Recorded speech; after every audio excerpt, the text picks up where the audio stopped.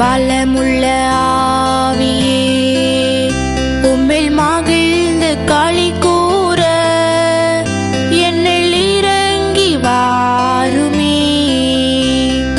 பரிசுத்த ஆவியே பலமுள்ள ஆவியே உம்மில் மகிழ்ந்து களி கூற என்னில் இறங்கி வாருமே.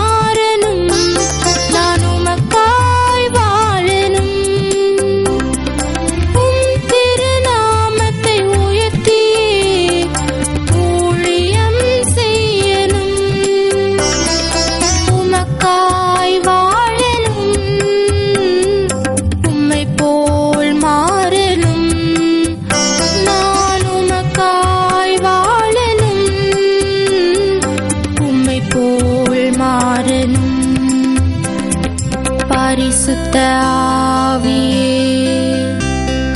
பலமுள்ள ஆவியே உம்மில் மகிழ்ந்து களி கூற என்னில் இறங்கி வாருமே. பரிசுத்த ஆவியே பலமுள்ள ஆவியே உம்மில் மகிழ்ந்து களி கூற என்னில் இறங்கி வாருமே.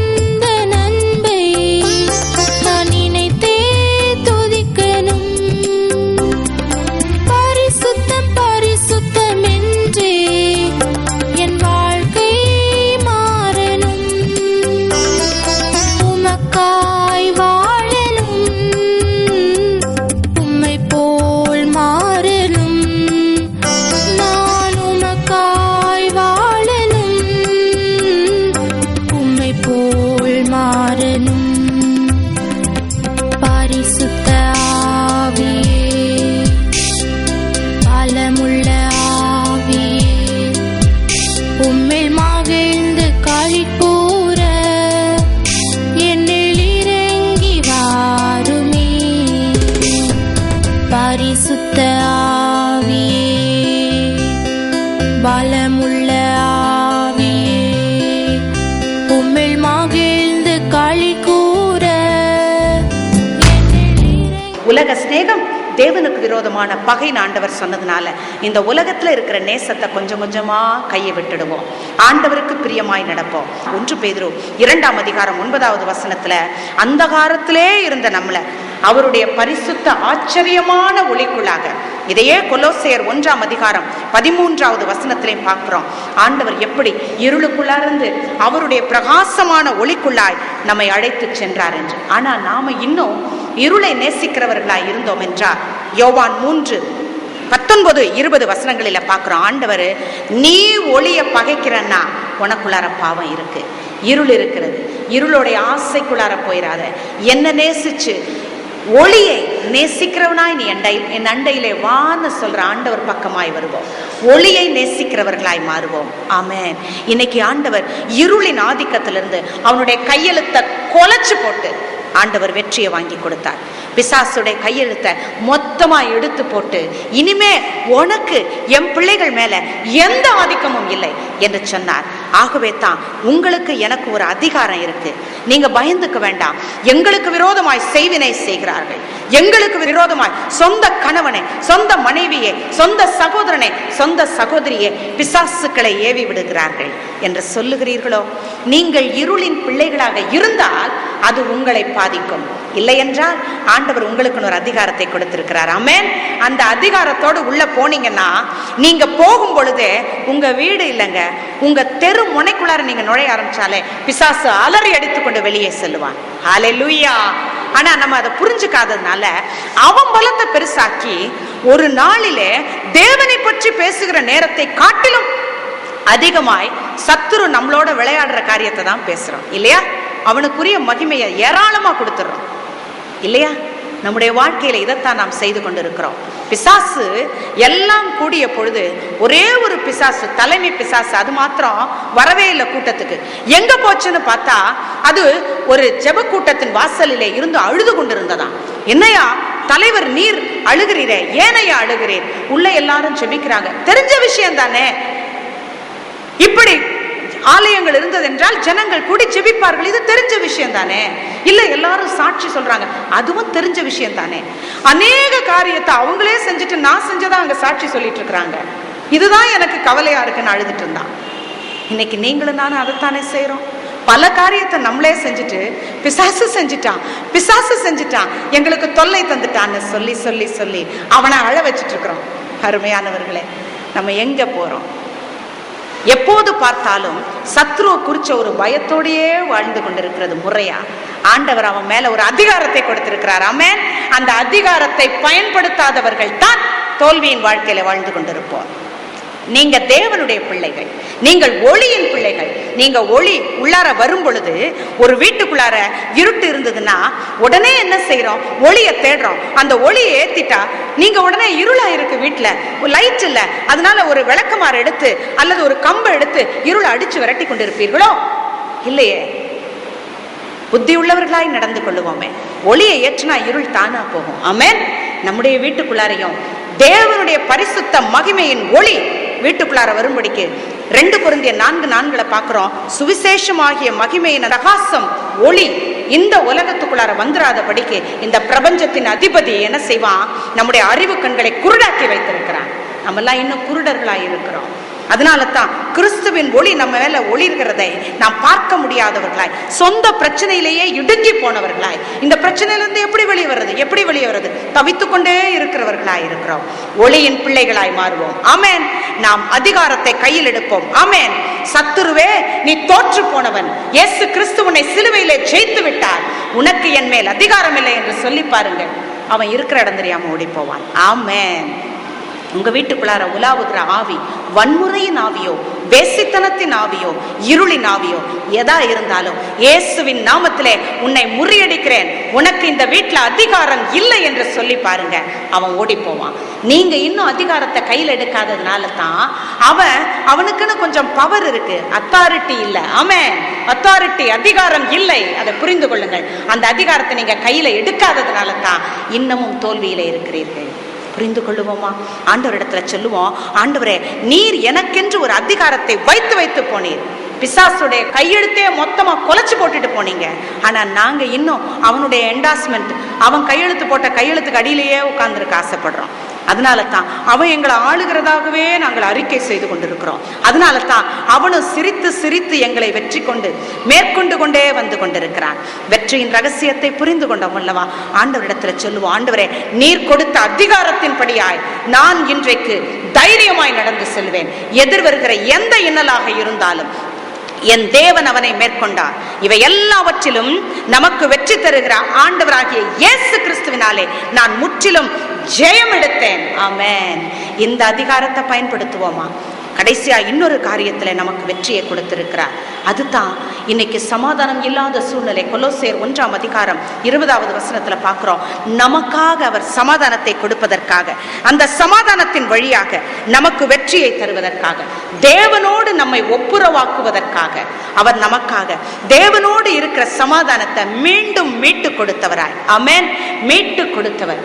தேவனுக்குரிய உறவுல நாம எங்கேயோ தொலைஞ்சு போனோம். அதனால தான் ஆண்டவர் இந்த உலகத்தை ஆளுங்கள் என்று சொல்லி இருக்க, உலகம் நம்மை ஆண்டு கொண்டிருக்கவும், உலகத்தின் காரியங்கள் அதனால அந்த ஆசா பாசங்களினாலே எப்போதும் துக்கத்திலே அமிழ்ந்து கிடக்கவும் பிசாசு கரெக்டா வழிகளை பார்த்து கொண்டே இருந்து விட்டான். வாழ்க்கையில நிறைய விளையாடிட்டான். அவன் விளையாடுற அளவுக்கு சத்ருவுக்கு நம்ம கதவை திறந்து இடம் கொடுத்திருந்திருக்கிறோம். இதுவரைக்கும் அவன் ஜெயம் எடுக்க நாமவே அனுமதி கொடுத்தவர்கள். அதனால தான் இன்னைக்கு ஆண்டவர் சொல்றாரு, உங்க இருதயத்திலேயோ உங்க உள்ளத்திலேயோ இல்லத்திலேயோ நீங்கள் நடந்து செல்லுகிற பாதைகளிலேயோ ஏன் சமாதானம் இல்லை? அந்த சமாதானத்தை நீங்களாகவே தூக்கி போட்டுட்டீங்க. வீட்டுக்குள்ளார சின்னதா உருவாகும் சண்டை, அந்த பிரச்சனை உருவாக ஆரம்பிக்கும் பொழுதே நாம என்ன செய்யறோம்? ஒவ்வொன்றிலுமே சுயநலத்தை அங்கிருந்தே ஆரம்பிக்கிறோம். 2 பேருமா கொஞ்சம் கொஞ்சமா சண்டை போட ஆரம்பிக்கிறோம். இந்த சண்டை பலத்து கொண்டே வர ஆரம்பிக்கிறது. அப்படி பலத்து கொண்டு வரும்பொழுது நாமவே வீட்டில் இருக்கிற சமாதானத்தை தூக்கி வீசி எறிகிறோம். ஏன்? நம்முடைய ஈகோ பெருசு. அதை விட நம்ம வீட்டுல சமாதானமா இருக்க வேண்டியதை காட்டிலும் நமக்குள்ளார இருக்கிற ஈகோ பெருசு. நான் சொன்னது சரி என்கிற நிலைமை பெருசு. அதுக்கு எல்லாரும் பணிஞ்சு வரணும். நான் என்கிற ஒரு காரியத்திற்கு அடங்கணுங்கிறதுக்காக எல்லாத்தையும் தூக்கி எறிகிறோம். அப்படி தூக்கி எறிகிறதுனால பிசாசு ரொம்ப சகஜமா நம்ம வீட்டுல இருக்கிற சமாதானத்தை எடுத்து தூரமா வச்சிடறான். அருமையானவர்களே, ஆண்டவர் இன்றைக்கு சொல்லுகிறார், நமக்கு சமாதானத்தை உண்டு பண்ணும் ஆக்கினையை ஏற்றவர் அவர். ஆமென். நமக்காக சிலுவையிலே அவர் அத்தனை பாடுகளையும் ஏற்றது நீங்களும் நானும் சமாதானமாய் வாழ வேண்டும் என்பதற்காக. பின் ஏன் கஷ்டம்? பின் ஏன் வறுமை? சங்கீதம் 65:11 பார்க்கிறோம், ஆண்டவர் கொடுக்கிற நன்மையினால நம்ம எல்லாம் திருப்தி ஆவோமா? இதைத்தான் எரேமியா 31:14 பார்க்கிறோம். அவருடைய ஆசாரியர்கள் கொழுமையை புசிப்பார்கள், அவர் தருகிற நன்மையினால் அவர்கள் திருப்தி ஆவார்கள். பூமியில ஆண்டவரை சார்ந்துட்டோம்னா நாம இருக்கிற இடத்துல வறட்சி இல்லை. ஆமென். வறட்சி இல்லை. எல்லாரும் சொல்லுங்க, நான் இருக்கிற இடத்துல வறட்சி இல்லை. இன்னையிலிருந்து சொல்லுவீங்களா? விசுவாசத்தோடு சொல்லி பாருங்க. இந்த இடத்துக்காக தேவன் ஆசீர்வாதமான மழையை வருஷிக்க பண்ணுகிறவராய் இருக்கிறார். ஹல்லேலூயா, ஹல்லேலூயா. நம்ம என்ன சொல்றோம்? தினம் காலையில விசுவாச அறிக்கை, இது வறண்ட பூமிங்க, இங்க 11 நாளைக்கு ஒரு நாளுக்கு தாங்க தண்ணி வரும். நம்ம சொல்றதுல எல்லாம் விசுவாச அறிக்கை கரெக்டா. இப்ப 11 நாள், இப்பயே 11 நாளைக்கு ஒருக்க தண்ணி வருது. மே மாசம் வந்தா கட்டாயமா 15 நாளைக்கு ஒரு தடவை தான் வரும். இதெல்லாம் விசுவாச அறிக்கைகள். நம்ம விசுவாச அறிக்கை செஞ்சுட்டு 15 நாள் கழிச்சு தண்ணி வரும்பொழுது, ஆண்டவரே கண் இல்லையா, காது இல்லையா, மூக்கு இல்லையா, கேட்டு பயன் என்ன? நாம சொல்லணும், ஆண்டவர் வறட்சியான பாதைகளிலே நீரூற்றை உண்டு பண்ணுகிறவராய் இருக்கிறார். ஹல்லேலூயா. அதை என் நிமித்தமாய் உண்டாக்குவார். ஆமென். நான் தேவனுடைய மகன், நான் தேவனுடைய மகள். நான் இருக்கிற இடத்துல வறட்சியை கொடுக்க மாட்டார். அவர் உள்ளத்தை பார்க்கிறார். ஏன் இன்னைக்கு வறட்சி? ஏன் இன்றைக்கு வறுமை? நம்ம சொல்றோம் எல்லாம் ஆண்டவர் ஆசீர்வதிக்கிறார், செழிப்புன்னு சொல்றீங்க. அப்புறம் ஏங்க நாங்க இந்த இடத்தை விட்டு வெளியே போனா எத்தனையோ பிச்சைக்காரர்கள் இருக்கிறார்கள், ஏன் வறுமை, ஏன் வறட்சி கேட்கிறோம் இல்லையா? ஒரு குழந்தை கேட்டுச்சு அவங்க அம்மா கிட்ட, அம்மா ஆண்டவர் ஆசீர்வதிக்கிறார் எல்லாரையும், ஆண்டவருடைய பிள்ளைங்க தானே எல்லாரும்? ஆமாம்மா, எல்லாரும் ஆண்டவர் பிள்ளைங்கன்னா ஏம்மா நம்முடைய எதிர் வீட்டுல, அந்த வீட்டுல எல்லாரும் குடிசையில இருக்கிறாங்க, ஏமா நம்மளாம் நல்ல சாப்பாடு சாப்பிடுறோம், அவங்க எல்லாம் ஏமா இன்னும் வறுமையில இருக்கிறாங்க, அவங்க கிட்ட ஏமா சாப்பாடு இல்லை என்று ஒரு பிஞ்சு உள்ளம் கேட்டது. ஆண்டவர் நல்லவர் தானே, ஆண்டவருடைய பிள்ளைகள் தானே, எதிர் வீட்டு பிள்ளையும் ஆண்டவர் பிள்ளை தானே நானும், நான் நல்ல சாப்பாடு சாப்பிட்றேனே, ஏமா எதிர் வீட்டு பிள்ளை மட்டும் வறுமையில் இருக்கு? அந்த தாய் குழந்தை பக்கத்துல முழங்கால் படியிட்டு சொன்னா, குனிஞ்சு சொன்னா, மகளே, ஆண்டவருடைய பிள்ளை தான் நீயும், ஆண்டவருடைய பிள்ளை தான் எதிர் வீட்டு பிள்ளையும். நானும் நீங்களை என்ன பதில் சொல்லியிருப்போம்? அந்த தாய் சொன்னா, மகளே, எதிர் வீட்டில் இருக்கிற பிள்ளை வறுமையா இருக்குல்ல, ஆண்டவர் ஏன் அப்படி வறுமையா வச்சாரு தெரியுமா? நீ போய் அந்த வீட்டில் இருக்கிற பிள்ளைக்கு சாப்பாடு கொடுப்பேன்னு நம்பித்தான். ஹல்லேலூயா. இன்னைக்கு நம்ம உள்ளத்தை ஆண்டவர் பார்க்கிறார். எவ்வளவு நாள் வாழ்றோன்றது முக்கியம் இல்லை, நம்ம வாழ்ற வாழ்க்கையில எப்படி வாழ்றோன்றது முக்கியம். எப்படி எவ்வளவு கொடுக்குறோங்கிறது முக்கியம் இல்லை, எந்த உள்ளத்தோடு கொடுக்குறோம் என்பது முக்கியம். கொடுக்கும்போதே கர்த்தர் கொடுக்குறேன்னு சொன்னாரு, அதனால கொடுக்குறேன். அவர் 10 மடங்கு தருவேன்னு சொன்னாரு, அதனால கொடுக்குறேன். இடம் கொள்ளாமல் போக மட்டும் தருவேன்னு சொன்னாரு, அதை நம்பி கொடுக்குறேன் என்று கொடுக்கும் போதே நம்முடைய உள்ளத்தை திறந்து கொடுக்குறோம் இல்லையா? ஆண்டவர் உள்ளத்தை பார்க்கிறார். உற்சாகமாய் கொடுக்கிறவனிடத்துல தேவன் பிரியமாய் இருக்கிறார். அவர் சொல்றாரு, நம்ம உற்சாகமா கொடுத்தோம்னா யாருக்கு கொடுக்கிறோம், யாரை வாழ வைக்கிறோம், இதெல்லாம் யோசிக்கவே மாட்டோம். அடுத்தடுத்து கொடுத்து கொண்டு இருப்போம். அதுல இருக்கிற உள்ளத்தை பார்க்கிறார். உடனே தேசத்துல ஆசீர்வாதத்தை தருகிறார். அல்லேலூயா. இன்றைக்கு வறட்சி இருக்கிறது என்றால் நம்மெல்லாம் சொல்றோம், எல்லாரும் பாழான மனுஷங்க, எல்லாரும் கெட்ட ஜனங்க, கலியுகத்துல வாழ்றோம், எல்லாருடைய கொடுமை, எல்லாருடைய அநியாயம். நீங்களும் நானும் மட்டும் பரிசுத்தவான்களா நடக்கிறோமா? நீங்களும் நானும் பரிசுத்தவான்களா நடக்கிறோம்னா நிச்சயமா மழை வந்திருக்குமே. ஏன் வரல? அருமையானவர்களே, தேவனை சார்ந்து ஓடுகிறோம் என்றால் சமாதானத்தை நாட வேண்டும். ஆமென். எப்போதும் மற்றவர்களிடத்திலே சமாதானமாய் இருக்க நாடுங்கள் என்று ஆண்டவர் சொல்லி இருக்கிறார். அந்த சமாதானத்துக்காக தன்னையே தந்தவர். ஆனா நம்முடைய ஈகோவுக்காக எதை வேணாலும் தருவோம் இல்லையா? எதை வேணாலும் தருவோம். அப்படித்தான் ஓடிக்கொண்டிருக்கிறோம்.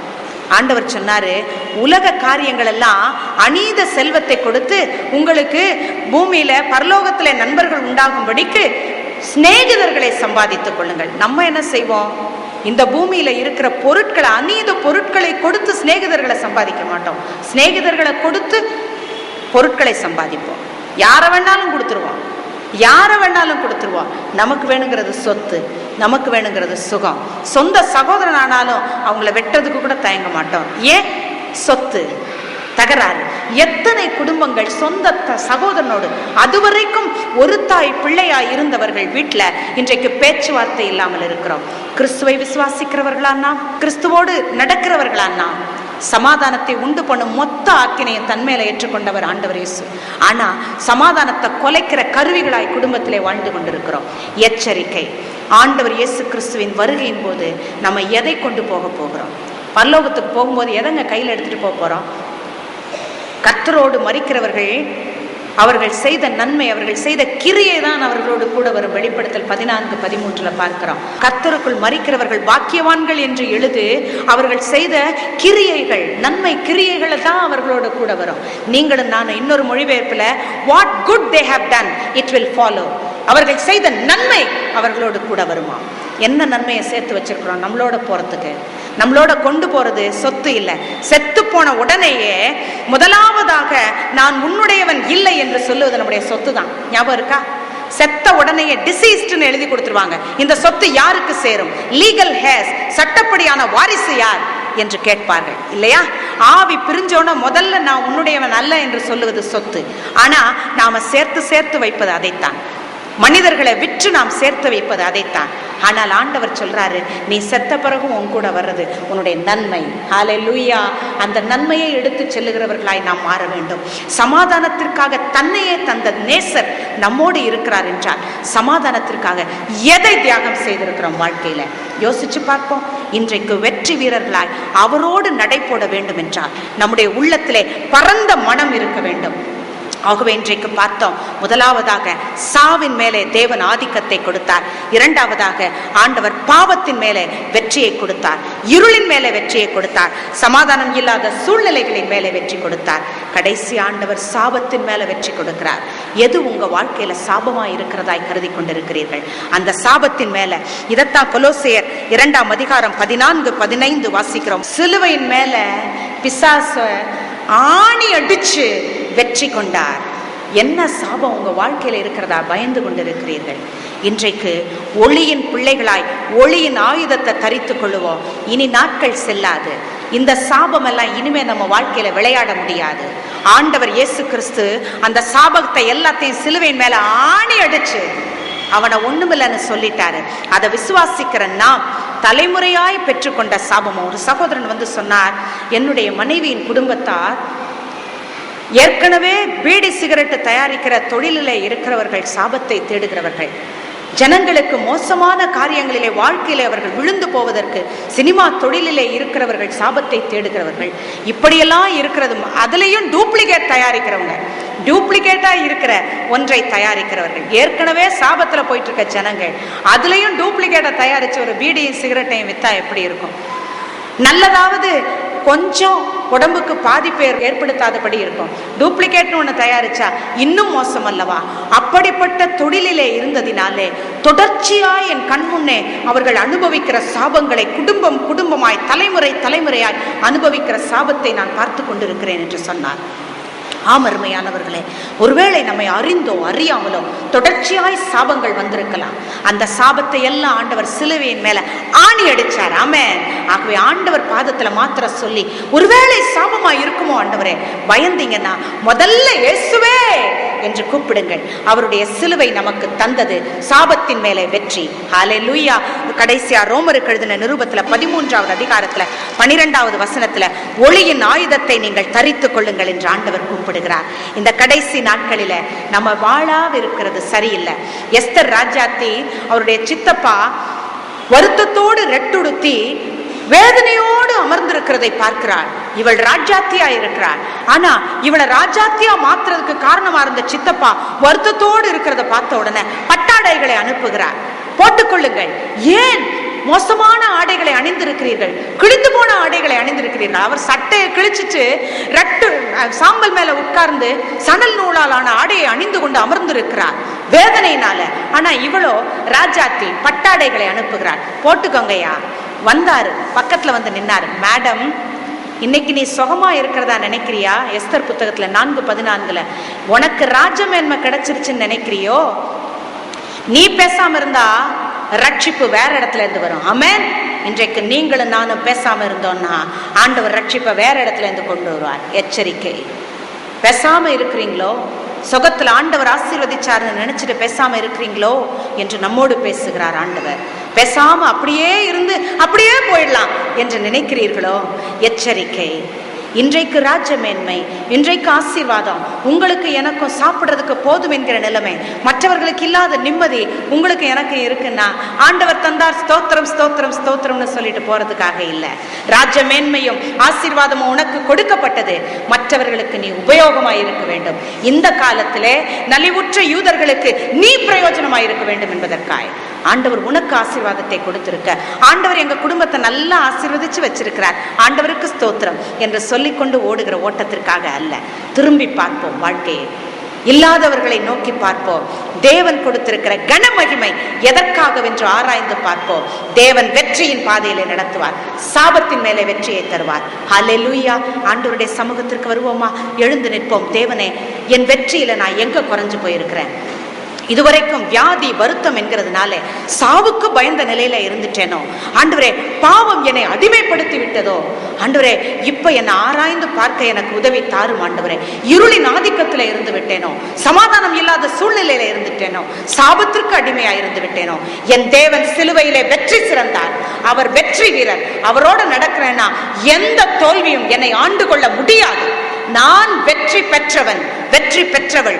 தினமும் இதை நீங்க தயவு செய்து அறிக்கையாய் சொல்லுங்கள். கிறிஸ்துவோடு நான் வெற்றி சிறந்தேன். இவை எல்லாவற்றினாலும் ஜெயம் கொள்ளுகிறவராலே நான் முற்றிலும் வெற்றி பெற்றவன், வெற்றி பெற்றவளானேன் என்று சொல்லி பாருங்கள். எதை செய்தாலும் கர்த்தருக்கென்று எப்போதும் உண்மையாக செய்வோம். படிக்கிற காலமாகட்டும், வேலை செய்கிற காலமாகட்டும், எதையாயிருந்தாலும் கர்த்தர் முழு உழைப்பை நம்மிடத்தில் எதிர்பார்க்கிறார். ஓடி கைவேலை செய்ய எதிர்பார்க்கிறார்.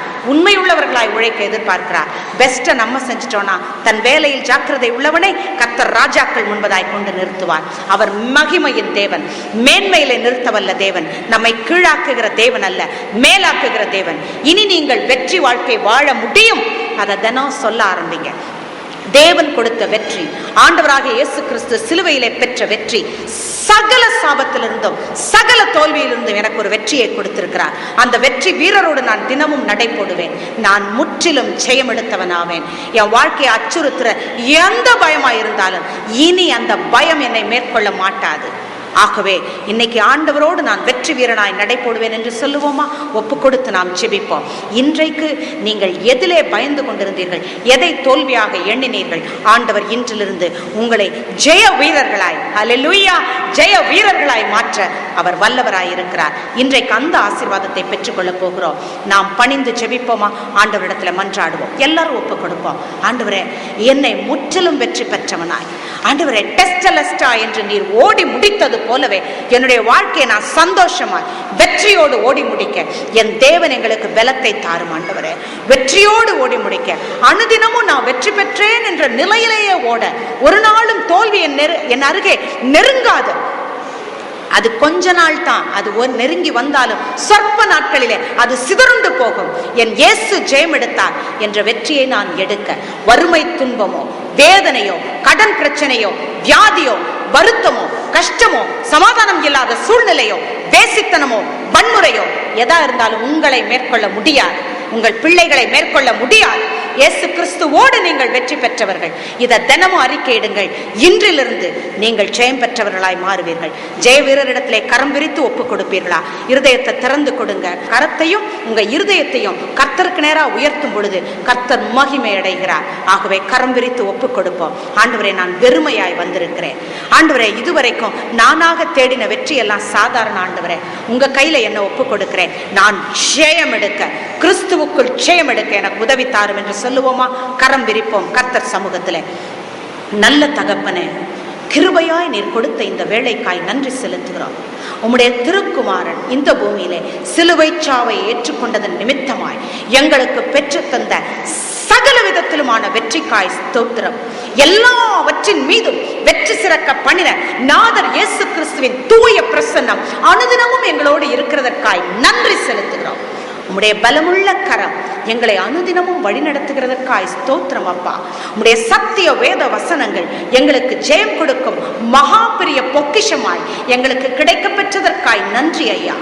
இந்த விசுவாச வார்த்தைகள், தேவன் கொடுத்திருக்கிற வாக்கு தத்தங்கள், இதனை நாங்கள் அறிக்கையிட்டு ஆண்டவரே அனுதினமும் ஆண்டவரே எங்களுக்கு எதிர் வருகிற சகல விதமான போராட்டங்களையும் மேற்கொள்ள எங்களுக்கு நீர் அதிகாரம் கொடுத்திருக்கிறீர். அந்த அதிகாரத்திற்காய் ஸ்தோத்திரம் ஆண்டவரே. இதுவரைக்கும் நாங்கள் முற்றிலும் ஜெயம் பெற்றவர்கள் என்று தெரியாமலே புரியாமலே வாழ்க்கை ஓட்டத்தை ஓடிக்கொண்டிருந்திருக்கிறோம். தேவனே, நீர் கொடுத்த வெற்றிக்காய் நன்றி செலுத்துகிறோம். உம்முடைய பிள்ளைகளை பலப்படுத்தும். இப்படியாய் ஆண்டவரே, உம்முடைய வெற்றியை சுதந்திரித்துக் கொள்ள வாஞ்சிக்கிற ஒவ்வொரு சகோதரனையும் சகோதரியும் என் தேவன் ஆசீர்வதிக்கிறதற்காய் நன்றி செலுத்துகிறோம். உம்முடைய பிள்ளைகளை பலப்படுத்துங்கப்பா. உங்களுடைய வெற்றி அவர்களுடைய வெற்றியாக மாற கர்த்தர் கிருபை செய்யுங்கப்பா. சத்துரு இவர்களை மேற்கொள்ளாதபடிக்கு என் தேவன் உம்முடைய பிள்ளைகளை இரத்த கோட்டைக்குள் வேலி அடைத்து பாதுகாத்தள்ளும். நன்மைகளினால் முடிசூட்டும். அந்த கிரீடத்தை ஒருவனும் பிடுங்கிக் கொள்ளாதபடிக்கு பிள்ளைகள் பாதுகாத்துக் கொள்ள கர்த்தர் தாமே பலத்தை தாரும். உம்முடைய நன்மைகளினால் மூடிக்கொள்ளும். இன்றிலிருந்து வாழ்விலே ஜெயமே, வாழ்விலே வெற்றியே, வறட்சியின் பாதைகள் மாறின, இயேசு கிறிஸ்துவினால் ஜெயம் எடுப்போம் என்று அறிக்கை செய்து வெற்றி பெற, அறிக்கை செய்து பரலோகத்தை ஆக்கிரமிக்க கர்த்தர் பலத்தை தாரும். இயேசு ரட்சகரின் உன்னத வெற்றிக்காய் நன்றி செலுத்துகிறோம். அந்த வெற்றி நாயகனின் வழியிலே நடக்க இயேசு கிறிஸ்துவின் வல்ல சிலுவையின் நாமத்திலே, அந்த வல்ல சிலுவையின் வழியாக நாங்கள் இன்றைக்கு உம்முடைய பாதத்திலே அந்த சிலுவையின் வெற்றியை அறிக்கையிட்டவர்களாய் இயேசு கிறிஸ்துவின் உன்னத நாமத்திலே உம்முடைய பாதத்திலே எங்களது விண்ணப்பங்களை நன்றியோடும் விசுவாசத்தோடும் வைக்கிறோம். நீர் கொடுக்கிற ஜெயத்திற்காய் ஸ்தோத்திரங்களை ஏறெடுக்கிறோம். இயேசு கிறிஸ்துவின் நல்ல நாமத்தில் ஜீவனுள்ள நல்ல பிதாவே, ஆமென். ஹல்லேலூயா.